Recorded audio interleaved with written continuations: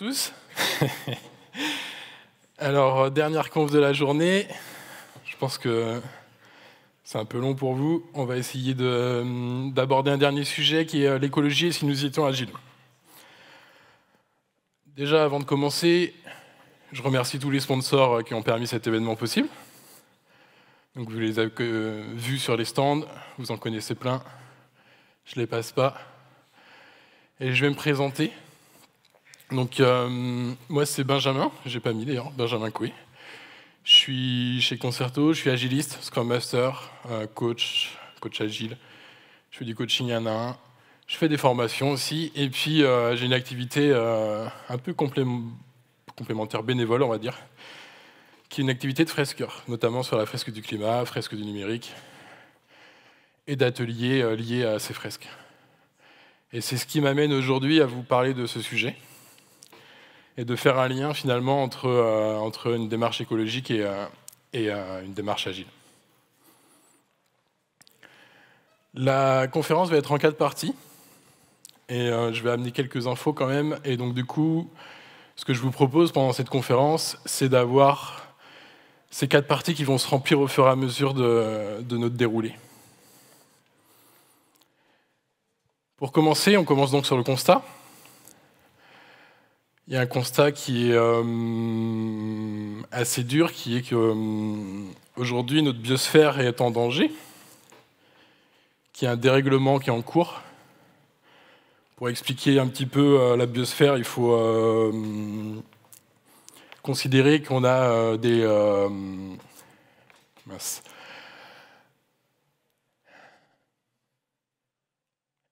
Excusez-moi, je réfléchis. Il faut voir ça comme un équilibre. La biosphère aujourd'hui, elle est en équilibre. Elle est en équilibre. Il y a un équilibre qui est en danger et il faut voir ça comme des ressorts. Donc on peut considérer qu'il y a 9 ressorts. Et ces ressorts, plus on va les détendre, plus on augmente le risque, ils ne reviendront jamais comme avant. Donc aujourd'hui, on a des ressorts qui sont déjà détendus.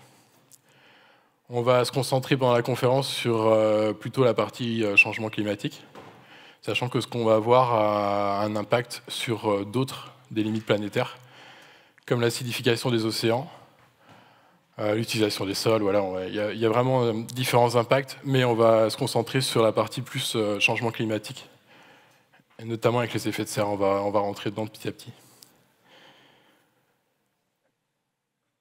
Le changement climatique, qu'on pourrait même appeler dérèglement climatique, qui est en cours, et aujourd'hui il est déjà là en fait. Le constat il est déjà assez dur. J'ai mis quelques articles qui datent d'il n'y a pas si longtemps que ça, qui datent de cette année. Et le constat, c'est des conséquences comme des crues, des inondations, de la sécheresse, des sols qui deviennent arides, des espèces qui sont en extinction, des espèces en extinction, que ce soit dans les océans ou sur Terre, des vagues de chaleur, des incendies, bref, les conséquences sont multiples. Et les conséquences sont aussi, sont un peu partout dans le monde et sont aussi chez nous en fait. On peut voir cet été la différence entre les normales de saison et les pics de chaleur qui ont été observés. En fait, on a l'écart, le maximum qui a été observé à Rennes en fait. Et puis il n'y a pas longtemps, par exemple, le New York Times qui nous met des séries de clichés de partout dans le monde de ces conséquences en fait, qui sont assez dramatiques et qui vont continuer à s'accélérer, quoi. D'où l'idée d'avoir une démarche agile dessus, en fait, de pouvoir se mettre en action et d'essayer de réduire un petit peu les conséquences de ce changement climatique. Donc la première partie qu'on voit assez vite, que j'ai résumée dans cette petite bulle. Donc notre biosphère est en danger, on a déjà des limites qui sont dépassées et il est urgent d'agir. Pour pouvoir passer à la démarche agile, je vais devoir expliquer un petit peu l'effet de serre. Je pense que vous connaissez, donc je vais passer assez rapidement. Donc à la base, c'est un phénomène naturel. Il faut imaginer qu'il y a une couverture autour de la Terre, que sans cette couverture, il ferait moins 18 degrés en moyenne sur Terre, et qu'aujourd'hui, grâce à cette couverture, il fait à peu près 15 degrés sur Terre. Que le Soleil nous envoie des rayons qui sont de la lumière visible, notamment des UV, ce genre de rayons, que cette couverture, elle laisse plutôt pas mal passer ces rayons-là, qu'il y a environ 20% qui sont reflétés, qui ne passent pas, mais une grosse partie passe. Et la Terre, elle, en contrepartie, elle émet un rayonnement qui est plutôt un rayonnement infrarouge. Et ce rayonnement infrarouge, en fait, il est plutôt bloqué par cette couverture. Et donc plus on va augmenter l'effet réchauffant de cette couverture, en fait, plus les rayons qui sortent vont être bloqués, et à contrario, les rayons continuent d'arriver sur Terre. Pour faire simple.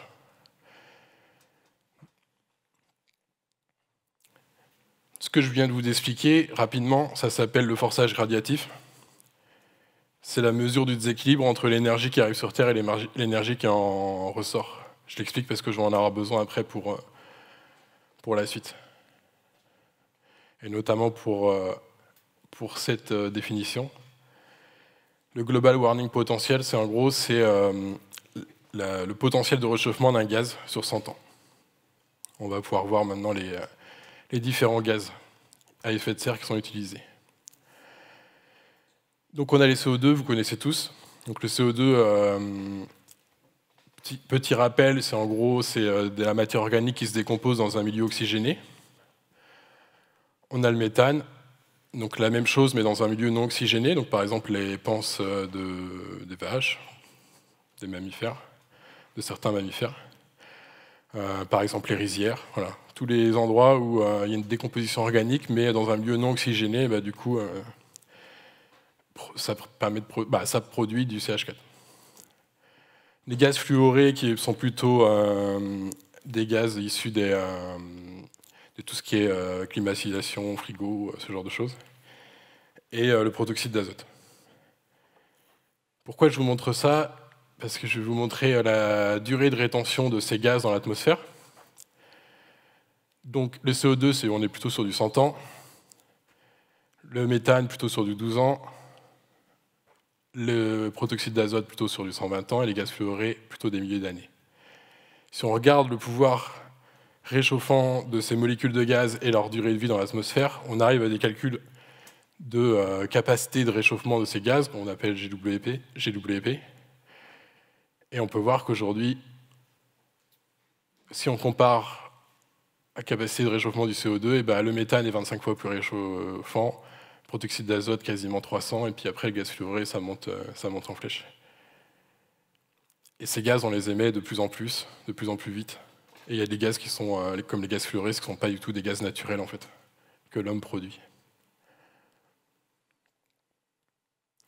À partir de maintenant, dans la conférence, on peut oublier les gaz, on va se concentrer sur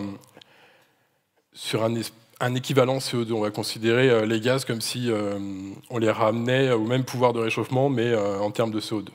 Ça vous permettre d'avoir une seule valeur pour réfléchir sur la suite. Donc on a passé les deux premières parties, et je vais pouvoir partir sur la démarche agile. Donc, l'objectif de cette démarche, ça va être de réduire notre impact environnemental, du coup, en termes de dérèglement climatique, et donc de réduire nos émissions de gaz à effet de serre. L'objectif qui a été défini par les scientifiques, c'est d'arriver à 2 tonnes de CO2 équivalent en 2050, sachant qu'aujourd'hui, on est plutôt autour de 10 tonnes.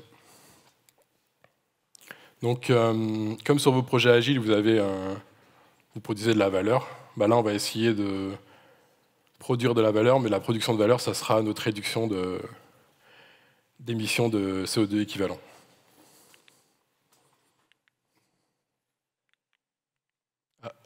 Excusez-moi. Cette problématique, j'ai envie de vous questionner. Donc, j'ai mis les 3 définitions là, de simple, compliqué, complexe. J'ai envie de vous questionner, en fait. Un problème est simple si le contexte est stable et qu'on a une solution assez évidente. Un problème est compliqué si la solution est moins évidente mais très facilement reproductible. Et un problème est complexe si le contexte peut être changeant et en fait une solution ne peut pas forcément être reproduite de manière systématique. Et j'ai envie de vous demander, en levant la main, de vous questionner si d'après vous, cette problématique, c'est une problématique simple. Ok, personne n'a levé la main. Est-ce que d'après vous, cette problématique, c'est une problématique qui est complexe? Oui, je ne les ai pas fait dans l'ordre, en plus, je me suis embrouillé. Très bien, il y en a qui ont levé la main. Et d'après vous, est-ce qu'il y en a qui pensent que c'est une problématique compliquée? Ok, donc quelques compliqués quand même. Moi, je suis parti du principe que c'était une problématique complexe, parce qu'on a du mal à prévoir comment les choses vont évoluer jusqu'en 2050, comment notre société va évoluer, comment on va devoir réinventer nos modes de vie, et comment du coup, tout ça, ça va venir impacter sur nos émissions de gaz à effet de serre. Et en tant qu'agiliste, quand j'ai un problème complexe, en tout cas un projet qui est complexe, qu'est-ce que je fais? Je mets en place de l'agilité. Pourquoi de l'agilité? Parce que ça me permet d'avoir une démarche empirique d'essais, erreurs et d'apprentissage et d'avancer petit à petit. Ce que je vous propose dans cette démarche, c'est de partir sur quelque chose une démarche très simple qui s'appelle le PDCA, que vous connaissez certainement, ou Route Deming, qui est le Plan Do Check Act. William Edward Deming, du coup, c'est un Américain qui a été au Japon faire des conférences, notamment chez Toyota, et apprendre aussi de ce qui se passait là-bas et tout, et qui a mis en place, qui a popularisé, on va dire, c'est pas lui qui l'a inventé, mais qui a popularisé la route Deming. Donc dans la suite de notre démarche, on va pouvoir voir comment agir sur ces 4 étapes pour essayer d'aller vers cet objectif qu'on s'est fixé. Donc, première étape, du coup, le plan. On va commencer par celle-ci. Ce que je vais essayer de faire, c'est plutôt d'avoir une démarche de gestion de focus. Pourquoi? Parce que les enjeux climatiques, le dérèglement climatique, c'est quelque chose qui peut être dur, un constat qui peut être assez dur et qui peut faire peur et qui peut un peu essayer nous bloquer dans nos capacités à agir. Et donc, du coup, on va essayer de s'orienter plutôt en mode solution, voilà, d'être plutôt en mode positif sur tout ce qu'on peut faire. Il y a plein de choses qu'on peut faire, on va essayer d'avoir une démarche un peu plus positive. Et aussi, l'intérêt du Solution Focus, c'est qu'il y a une histoire de petits pas. Et ces petits pas permettent d'avoir, à chaque fois qu'on va franchir un petit pas, qu'on va réussir un objectif, on va avoir une libération hormonale, et du coup, ça va maintenir notre motivation dans le temps. Si on se fixe des objectifs trop loin, à 2 ans, à 1 an, 2 ans, 6 mois peut-être, il y a de grandes chances qu'on s'épuise. Si on se fixe des petits objectifs, on va garder la motivation et on va pouvoir les renouveler au fur et à mesure. C'est très en lien avec la boucle de BDCA qu'on a vue juste avant. Je vais rentrer dans le dur du sujet, on va faire un peu de mathématiques. Je vous présente l'équation de Kaya. Pour l'instant, jusque-là, vous êtes d'accord avec moi. COD équivalent égale COD équivalent. On va décomposer cette équation petit à petit. Donc, je la divise et je la multiplie par l'énergie. Je vais faire la même chose avec le produit intérieur brut. Et je vais faire la même chose avec la population. Donc on se retrouve avec 4 termes que je vous présente ici. Le premier terme, c'est l'intensité carbone de l'énergie. Le deuxième terme, c'est l'intensité énergétique de l'économie. Le troisième, c'est le PIB par habitant. Et le quatrième, c'est la population. Comment on va pouvoir agir dessus, sur ces 4 termes-là? Je rappelle notre objectif là-haut. Donc, comment agir? Le premier terme, en fait, c'est de la décarbonation. Ça veut dire qu'on va essayer d'avoir des énergies qui sont de plus en plus propres. Donc, on va parler énergie renouvelable et tout, mais ça a certaines limites. C'est très positif, et en même temps, ça a des limites. Par exemple, pour construire des panneaux solaires ou des éoliennes, ça émet des CO2, il faut utiliser des matériaux, donc ça a des limites. Et ça amène, ça permet moins de réguler les productions d'énergie que d'autres systèmes comme les centrales nucléaires ou centrales à charbon ou autres qui sont plus pilotables, on va dire. Donc ça, c'est la première partie, un peu de décarbonation. La deuxième partie, ça va être l'efficacité énergétique. Donc ça, c'est plutôt la partie innovation. Donc là, on va faire appel à nos ingénieurs qui vont essayer de trouver des manières de produire la même richesse mais avec moins d'énergie. Donc ça, c'est chouette. Sauf que quand on observe un peu ce qui se passe depuis quand même quelques années, on se rend compte qu'on gagne l'équivalent de 1 à 2% par an. et que ça ne va pas suffire en fait. La troisième, c'est la décroissance. Et puis la décroissance, je ne sais pas si vous avez déjà entendu parler, mais je crois que ça ne fait pas rêver en fait. Et puis la quatrième, c'est la population, et puis on va s'empêcher d'agir sur la population. On va se questionner sur cette notion de PIB, et en fait on va essayer plutôt d'oublier la partie croissance économique, décroissance, mais on va pour la suite se questionner sur nos besoins. Parce que peut-être que le mot décroissance fait peur, mais qu'en fait, si on re-questionne nos besoins, il y a peut-être des choses qu'on peut faire. Donc ici, je vous montre la consommation moyenne d'un Français en termes d'émissions de gaz à effet de serre. On voit les différentes dépenses.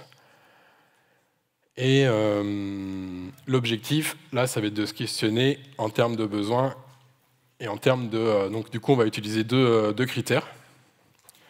Le premier, c'est la valeur, comme vous faites sur vos projets. Quand vous priorisez des fonctionnalités, vous regardez quelle valeur ça apporte. Et le deuxième, c'est la simplicité de mise en œuvre. Ça va être la complexité sur vos US ou sur vos fonctionnalités. Donc là, on va réfléchir à qu'est-ce qui est le plus simple pour moi, finalement. On voit que, par exemple, ça serait très efficace d'arrêter de prendre la voiture. Ça apporte beaucoup de valeur. Par contre, est-ce que c'est facile pour moi d'arrêter de prendre la voiture ? En fait, ça va dépendre de chacun, et chacun va pouvoir se questionner. Est-ce que moi, j'habite en ville, peut-être que je peux arrêter de prendre la voiture. Si j'habite à la campagne, peut-être que, à contrario, ça va être compliqué. Peut-être que j'ai d'autres solutions pour réduire cet impact lié à la voiture. Peut-être que je ne vais pas l'amener à zéro, mais peut-être que je peux faire du covoiturage. Voilà, peut-être que je peux trouver d'autres. Peut-être que je peux privilégier plus de télétravail. Voilà, on va essayer de se questionner et de trouver des solutions qui nous parlent à nous et qui soient possibles avec notre mode de vie. Si on regarde l'avion, l'avion c'est moins que la voiture, mais si c'est pour voyager une fois par an, est-ce que j'ai besoin ? Est-ce que j'ai envie ? Est-ce que pour moi c'est important ? Est-ce que ça m'enrichit personnellement ? Est-ce que finalement je pourrais m'enrichir tout aussi bien en prenant le train et en allant dans des destinations un peu plus proches ? Si on regarde en termes d'alimentation, voilà, on va pouvoir faire la même démarche. Est-ce que mon corps a besoin de certains aliments qui produisent beaucoup de CO2 ? Est-ce que moi, j'en ai besoin ? Est-ce que moi, en termes de gustatif, en termes de plaisir, j'en ai besoin ? Est-ce que je peux réduire ? Et je peux commencer à réduire certaines choses comme, je sais pas, juste la viande rouge, par exemple. Moi, par exemple, pour vous donner un peu mon vécu personnel, aujourd'hui, j'ai plutôt une alimentation végétarienne, mais j'ai commencé en enlevant la viande rouge parce que ça me paraissait plus simple de commencer petit pas. Et puis petit à petit, le reste est venu. Si on regarde en termes de consommation de ce qu'on a chez nous, par exemple, il y a un constat qui est assez... qui est fait en France, qui est dans nos garde-robes, on a une grosse partie de nos vêtements qui ne sont jamais mis. Peut-être qu'on peut re-questionner sur est-ce qu'on a besoin d'autant, est-ce que peut-être je vais acheter moins de vêtements mais de meilleure qualité, mieux produits. Voilà, on va pouvoir, et ça va être individuel, ça va être lié à chacun. Voilà. Il y a des questions aussi sur le renouvellement du matériel électrique, voilà, il y a pas mal de questions. L'idée, c'est se fixer un petit pas, essayer, et on verra quoi. Maintenant qu'on a vu un petit peu tous les sujets sur lesquels on peut avancer, qu'on a essayé de se dire, voilà, moi je vais faire ça, et puis je vais essayer de voir comment ça se passe, et on va le faire alors. C'est parti. Je commence à vous montrer le triangle de l'inaction. C'est toutes les raisons pour lesquelles on pourrait ne pas passer dans l'étape d'action. Donc en tant qu'individu, j'ai plein de raisons pour ne pas le faire, et notamment parce que je peux considérer que ce sont les entreprises qui polluent, c'est à elles d'agir. Je peux considérer que c'est au gouvernement de mettre en place des mesures pour nous aider à avancer sur ce sujet-là. Et j'aurais raison en fait, mais en fait, on doit tous avancer ensemble. Parce que si moi je trouve des raisons pour ne pas agir, les entreprises vont faire de même, les gouvernements vont faire de même. Donc il faut que tout le monde, toute la société avance en même temps pour avancer sur ce sujet. J'ai envie de vous parler de droit à l'erreur, parce que peut-être que quand je vais prendre certaines actions, peut-être que je vais me dire, tiens, en fait, je vais arrêter de prendre ma voiture et je vais aller au boulot en vélo. Je prends un exemple au hasard, et ben, je vais me rendre compte qu'en fait, c'est pas tenable dans la durée, je m'en sors pas. Et ben, en fait, c'est pas grave, j'ai essayé quelque chose et peut-être qu'il faut que je revoie mon action et c'est OK. Je profite de cette slide pour parler j'ai envie de faire un petit focus sur la compétition, le fait de s'inspirer des autres. Là, il y a une démarche très individuelle, mais il y a un côté, on va voir ce que les autres font aussi, peut-être ça va nous inspirer, et plutôt que de se mettre en compétition avec les autres, en fait. Une petite méthode très basique, voilà, pour rentrer dans le concret, ça va être la méthode bisou. Au moment où j'ai envie de faire un achat, est-ce que réellement j'en ai besoin? Est-ce que c'est un achat que j'ai besoin immédiatement? Est-ce que j'ai quelque chose chez moi qui peut faire le taf par rapport à ce que j'ai envie d'acheter? Est-ce que ce que je vais acheter a été produit dans des pays où je ne sais pas, les humains sont bien traités? Ou est-ce que je vais l'acheter, ça a été produit dans les endroits où ils font attention en termes d'écologie? D'où vient le produit que j'ai acheté? Est-ce qu'il vient de l'autre bout de la planète? Ou est-ce que j'ai la même chose que je peux acheter et qui est produit pas loin de chez moi? Et puis le dernier, c'est vraiment est-ce qu'il va m'être utile, quoi. Rien que de se poser ces questions-là avant de faire un achat, déjà, ça peut réduire un petit peu des fois certains achats un peu compulsifs que la société nous a... Voilà, on a été un peu formaté d'une certaine manière, quoi. Une autre petite prise de hauteur, c'est sur le recyclage. Le recyclage, c'est très bien. On nous a vendu le recyclage pendant des années, quand on était jeune. C'était, voilà, faut tout recycler, c'est très bien et tout. Aujourd'hui, il faut savoir que le recyclage, c'est surtout envoyer les déchets ailleurs. Il y a très peu de choses qui sont recyclées. Donc on va privilégier d'autres étapes et on va commencer par essayer de réduire avant d'essayer de passer aux autres étapes. Ensuite, potentiellement réparer, réutiliser, et en dernier recours seulement, on va être sur du recyclage. Maintenant qu'on a fait le do, on va passer à l'étape check. On va vérifier que ce qu'on a fait, on est en accord avec. Voilà. Pour checker, ce qu'on peut faire, c'est calculer son empreinte en termes d'équivalent de carbone. Qui aujourd'hui, ici, dans la salle, a déjà fait son empreinte carbone, par exemple? Pas mal déjà. Donc peut-être que ça peut être quelque chose qu'on peut refaire pour voir si finalement nos actions ont eu du sens ou pas. Une autre méthode que j'aime bien, c'est de se questionner. Donc là, ça va être plutôt une méthode issue de ce qu'on fait un peu en atelier de coaching ou ce genre de choses. C'est de se questionner. Donc là, j'ai utilisé les 4 F de Roger Greenaway. Donc c'est qu'est-ce qui s'est passé, comment je me suis senti pendant cette période, qu'est-ce que j'ai appris et comment je vais utiliser cet apprentissage pour la suite. Quelque chose qui peut se faire en groupe, en famille. Voilà. On va passer du coup à l'étape acte. Une image que j'aime bien, qui est produite par la communauté agile de l'entreprise dans laquelle je suis, qui est celle-ci, qui parle des 3 piliers de Scrum. La transparence permet l'inspection, l'inspection permet l'adaptation. Et le petit personnage, il demande, mais qu'est-ce que permet l'adaptation? La survie. Je trouvais ça très thématique avec le sujet de la conf.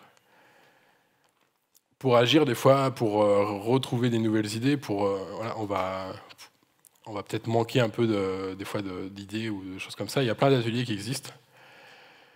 Je vous en montre quelques-uns ici.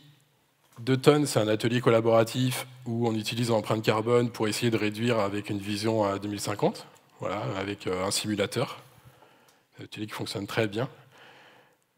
PSI, inventons nos bas carbone, ça va être plutôt en mode alors PSI puzzle, et puis inventons nos bas carbone, c'est pareil, à une échelle, et en gros, ça va être, on va devoir sélectionner des choses pour faire tenir soit sur l'échelle, soit sur le puzzle. Voilà. C'est des ateliers collaboratifs, ça peut aider aussi à avancer sur ces sujets. Donc là, on a vu toute la démarche agile.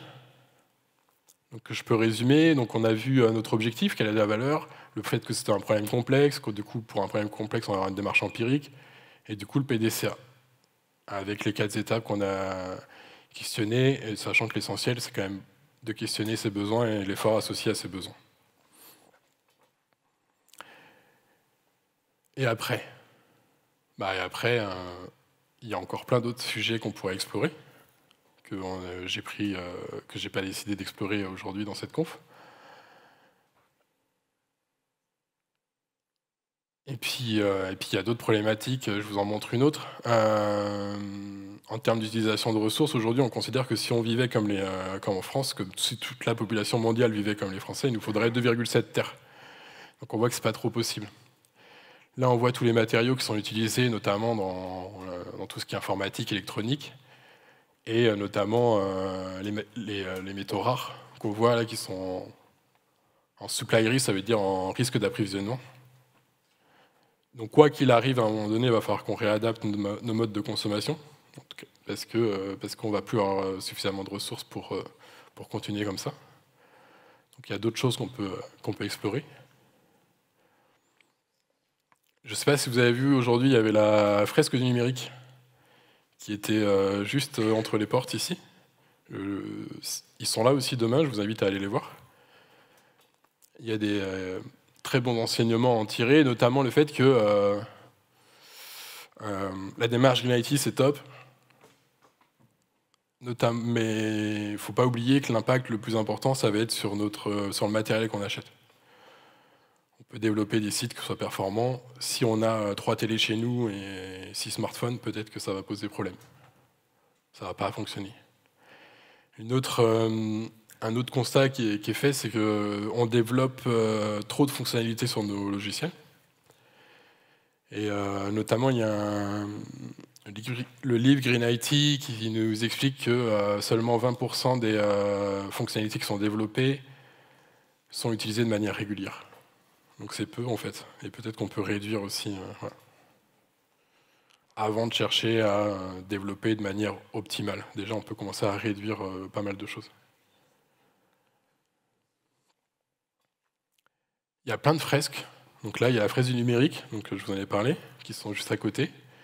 Et il y a plein de fresques sur plein de sujets différents, et je vous invite à aller les voir, à vous renseigner. Souvent, elles sont jouables en ligne. Il y a moyen de sensibiliser sur plein de sujets différents. Il y a 43 fresques en tout pour l'instant, il y en a plein d'autres qui sont à venir.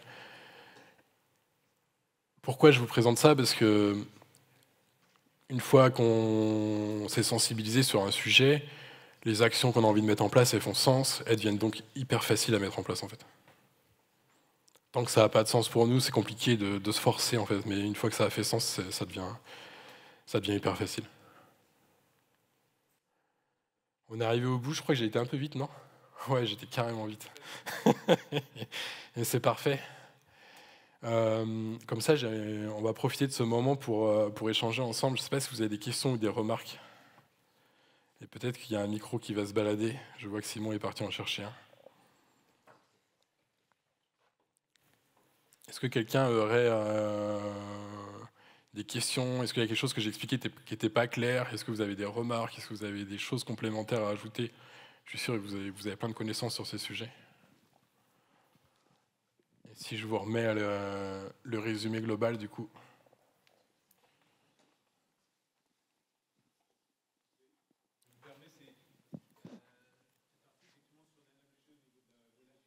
Oui.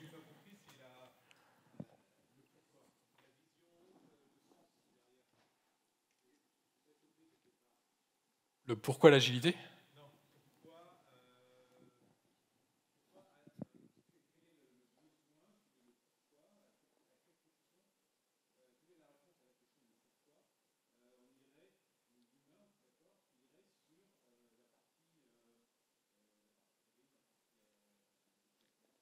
Pourquoi Ouais, bien sûr. Ouais. Et pourquoi on doit réduire nos impacts, c'est ça? Parce qu'il y a un dérèglement qui... Ouais. Et du coup, on a une problématique complexe, et du coup, j'amène de l'agilité pour répondre à cette problématique complexe. Je suis pas sûr de comprendre la question, je suis désolé.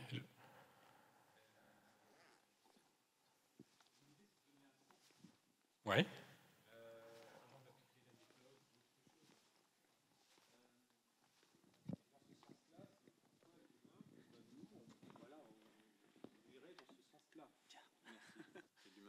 Dans quel sens? Dans le sens de ta presse, hein, qui est pourquoi réduire. C'est bien de montrer des chiffres. Surtout, je veux pas. Je suis un peu provocateur, d'accord. Ouais, très bien. C'est tout à fait. Et ma démarche va dans le même sens que toi. Mais c'est juste dans la presse qui est, c'est sensibiliser les gens, à agir ou à changer de culture. Voilà. C'est par quel état d'esprit les personnes peuvent prendre effectivement ta présentation et sous quel axe? Pourquoi agir? Parce que alors, pour ceux qui se posent la question de pourquoi agir, je vous invite à faire une fresque du climat. C'est un atelier de sensibilisation, d'intelligence collective qui fonctionne très bien, qui a fait ses preuves. Et après cette fresque, normalement, la réponse, elle est évidente en fait. Et je ne veux pas spoiler la fin de cette fresque, mais je pense que c'est une réponse que je peux faire. C'est de vous orienter vers la fresque du climat et c'est un bon atelier en vrai.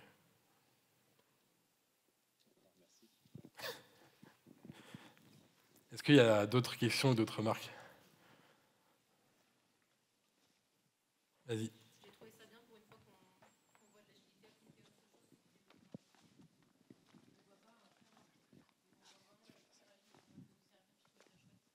Merci.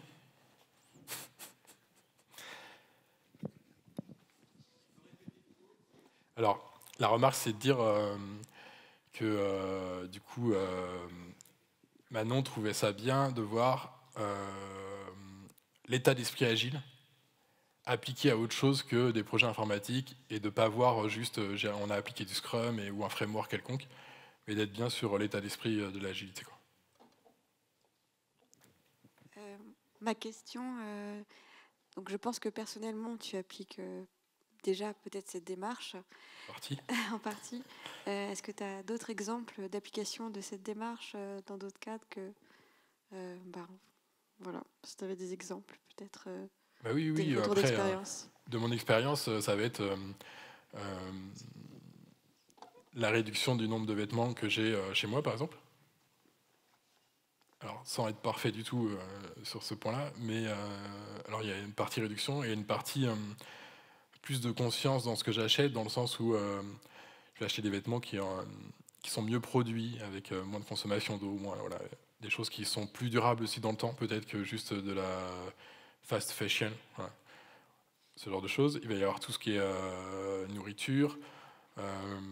Il va y avoir par exemple un exemple de cette année. Je suis parti à Londres avec ma fille et ça faisait sens pour moi de prendre le train en fait. Voilà. Rennes-Paris, Paris-Londres, ça se fait très bien. Et je ne me voyais pas partir dans une destination aussi proche en prenant l'avion, même si peut-être que, je sais pas, ça aurait été peut-être moins cher, je crois que c'était un peu moins cher en avion, mais en fait ça faisait sens de prendre le train. Donc après c'est voilà, peut-être que je ne vais pas m'empêcher de voyager, mais peut-être je vais re-questionner mon moyen de me déplacer en fait, ce genre de choses. Est-ce que ça répond à ta question? En partie. En partie, je voulais savoir aussi si tu avais appliqué en dehors de ta vie personnelle, par exemple, commencer à l'appliquer dans un cadre un peu plus large, dans ta boîte, un peu plus étendre au niveau de proches ou associativement, je ne sais pas, voilà, dans d'autres cadres. Bon, alors autour de moi, ce que je fais, c'est que je fais pas mal de sensibilisation. Pas mal, j'en fais. Je ne sais pas si j'en fais pas mal, mais j'en fais en tout cas.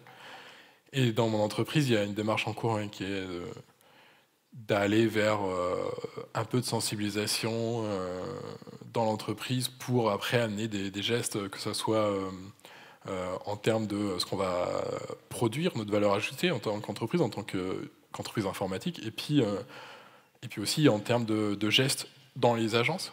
Voilà, et pour ça, ça doit passer par des phases de sensibilisation pour que tout le monde puisse pousser dans le même sens, quoi. Et c'est quelque chose qui est en cours. Ouais.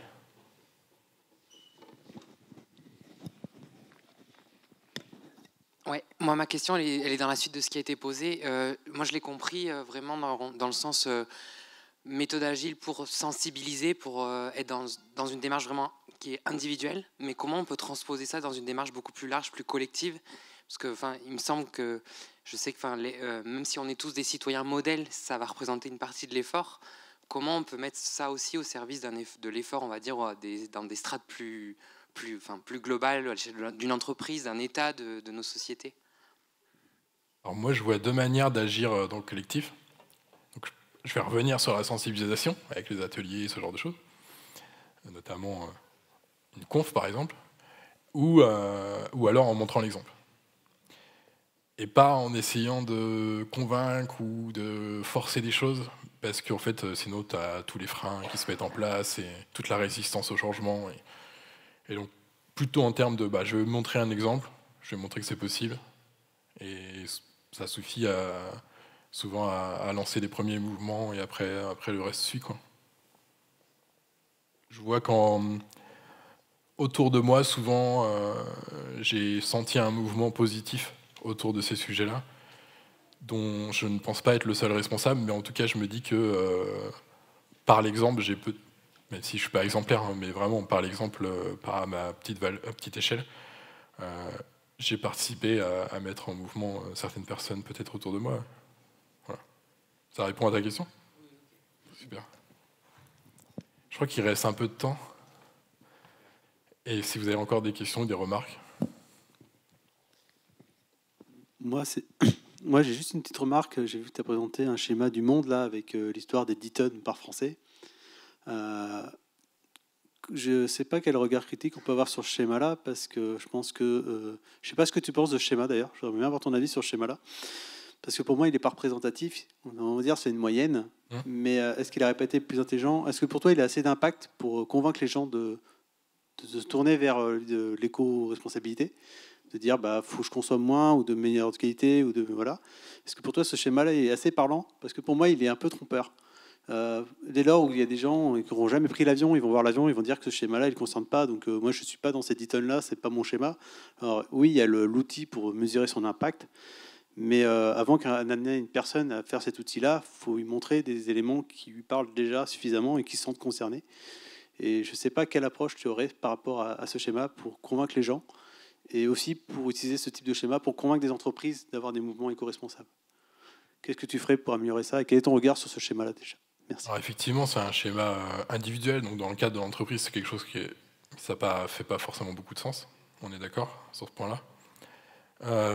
Pourquoi je l'ai présenté? Parce qu'en fait, l'idée, c'est de se mettre en action pour un coût d'effort qui est moindre dans un premier temps. Et donc du coup d'avoir des moyennes, d'avoir des espèces de représentations comme ça d'ordre de grandeur, ça peut permettre déjà dans un premier temps de se dire oui, c'est vrai que la voiture, par exemple, ça représente beaucoup, peut-être que je peux faire un effort là-dessus. Après, c'est pour ça que je parle au bout d'un moment aussi de calculer son empreinte carbone, c'est que oui, au bout d'un moment, si on veut avancer sur ces sujets un peu plus en profondeur, il faut repasser à quelque chose qui est plus individualisé peut-être, ou en tout cas à l'échelle de la famille. Voilà, mais je suis d'accord avec toi, c'est vraiment l'idée d'avoir un premier lancement qui est assez faible en termes de coût d'effort, quoi. Bonjour, j'ai une réaction. Quand tu réponds que finalement c'est une action individuelle et que l'entreprise n'est pas concernée, c'est un schéma individuel, j'ai une critique. Comment dire, le schéma, il est individualisé, mais quand, par exemple, à la fresque du numérique, il y a 5 minutes, on me disait qu'il y avait, ou je ne sais plus où, 15 objets connectés par Français en moyenne, ou je ne sais plus par... Bon, évidemment que les entreprises sont dedans. Bien sûr. Voilà, non, mais c'est juste, je voulais resituer ça, parce que bien sûr, ça pourrait laisser penser que finalement, justement, ce que disait monsieur, les entreprises, en fait, ce qui est assez cruel... Bon, je sais qu'il y a eu une conférence ce matin, une autre après, où il y a du monde dans la salle, et on voit que le sujet ne mobilise pas déjà. Et que du coup, on est dans un environnement qui est plutôt celui des entreprises, l'agile, et que je trouve que, bon, j'entends qu'il n'y a pas de solution miracle, que ce que tu prônes, c'est l'exemplarité, que mon environnement personnel, c'est aussi de rester en lien avec des gens qui sont farouchement... on dit climato-sceptiques, qui ne sont pas du tout convaincus et qui ont des bons arguments, qui sont invincibles, donc effectivement on ne convaincra personne, et que comment on arrive à rendre sexy, c'est vraiment la question, à rendre sexy une évolution qui ne s'explique pas que par le climat aussi. Enfin, je pense que ça fait partie des données. Là, on a une approche qui est orientée très climatique. Quand tu parlais tout à l'heure des minéraux, enfin non pas des minéraux, des minerais, des ressources naturelles. Des ressources, ouais, voilà. des métaux rares. Il y a tout un tas de ressources autour, enfin de sujets et de domaines d'approche. Je pense, on les séquence trop. Tu dis, il y a 43, 23 fresques, je sais pas. J'ai pas. 43, oui. Ouais, voilà, 43, c'est bien ça. Je trouve qu'on a une approche qui est beaucoup trop séquencée pour faire prendre conscience. Ça, c'est compartimenté. C'est comme si on peut se diviser soi-même un petit peu, et je pense que c'est un écueil de la démarche. C'est mon ressenti. J'ai pas fait d'études. D'accord. Voilà, c'était ma remarque. Merci. Très bien, merci. J'ai pas de solution miracle. Ok. Est-ce qu'il y a d'autres questions ou d'autres retours? Je crois qu'on est arrivé au bout alors. En plus, la journée. Ah si. Ah super. Merci. Moi, c'est plutôt pour la blague. Est-ce que quand tu es devenu végétarien, médecine du travail, tu as aussi dit à toi attention, tu vas mourir? Non, mais j'ai vu mon médecin qui s'est inquiété, quand même. J'ai vu une nutritionniste, du coup, qui m'a dit,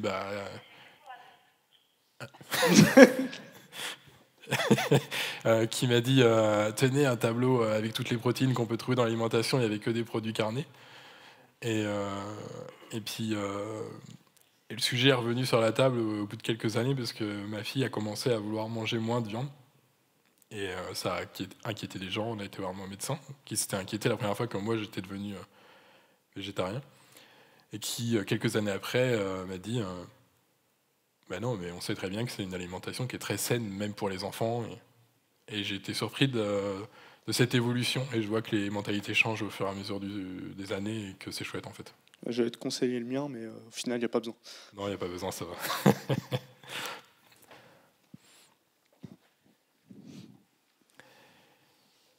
Je crois qu'on a fait le tour, sauf si quelqu'un a une dernière question, une dernière remarque. Ah si, encore. Ah on peut continuer, hein. Moi, il nous reste 5 minutes, je pense. Ouais. C'est pour réagir à ce que vous venez de dire. C'était quoi les excuses que vous ont sorties? Alors, moi, je suis pas végétarien. Voilà, j'ai réduit ma consommation de viande, mais je suis pas. Ma copine l'est, par contre. Voilà, c'est un choix personnel. Mais c'était quoi les excuses que les médecins vous ont sorties pour vous dire que c'était dangereux pour votre santé et que ça pouvait vous manquer sur certains aliments, alors que végétarien étant loin, il y avait végétarien et végétalien, donc il y avait de vegan et de végétarien qui sont deux choses différentes. Et du coup, je suis surpris qu'un médecin vous dise que être végétarien est dangereux pour vous. Je vais pas rentrer trop dans pourquoi une nutritionniste recommande certaines choses et comment ils sont formés et comment sont payés les. Voilà, bref. Je vais pas rentrer dans ce genre de débat. Je pense que c'est pas l'objet de la conf. Mais voilà. Ce qui est important, c'est de voir que les mentalités changent et que c'est chouette en fait.